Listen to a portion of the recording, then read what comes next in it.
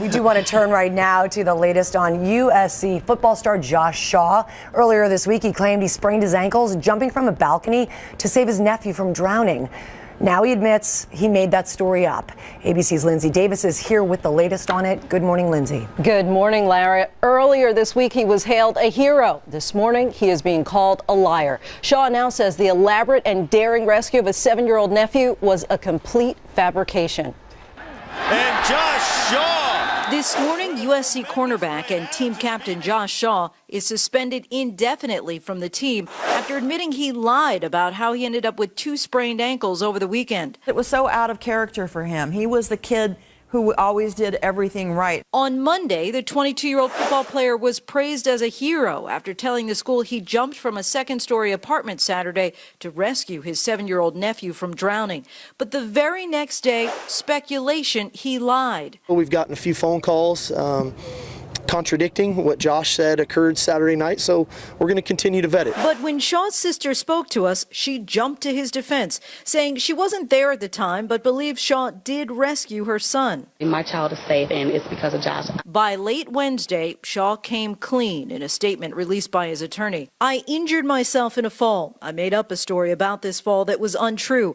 I was wrong to not tell the truth. I apologize to USC. He shouldn't have lied about it, but he's a captain here. We should stand by him as a school. And now another twist. The LAPD releasing a statement saying Shaw was mentioned but not named a suspect in a break-in at an apartment building the same night he claimed to be rescuing his nephew. Witnesses described a black male with dreadlocks leaving the apartment balcony, the report says. Mr. Shaw is listed in the report as the victim's boyfriend, who happened to have a similar description of the suspect leaving the apartment. No suspects have been arrested. The investigation is still ongoing. His attorney says nothing was criminal. The biggest question that looms out there is, why did he make up such an intricate lie?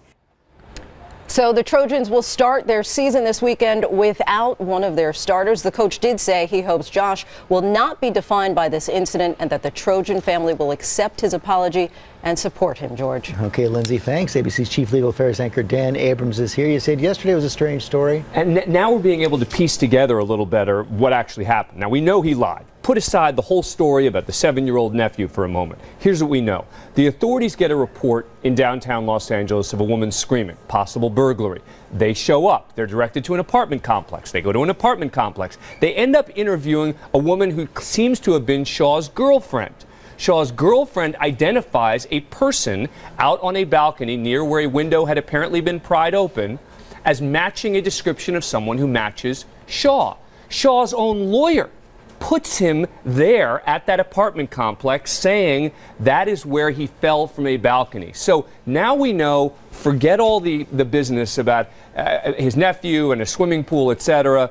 Even his own lawyer is now admitting that the fall occurred at an apartment complex where there had been some sort of incident that night. So what kind of legal exposure does he have now, breaking and entering maybe? Well, look, we have to be careful. We don't know that he was involved in that. But look, you can lie about the police, but you get in trouble if you lie to the police, right? Big difference there. So if he just lied about what happened and, he was declared a hero by USC and by the media, that's just incredibly embarrassing and an issue that comes up with USC. He's being suspended from the team, etc.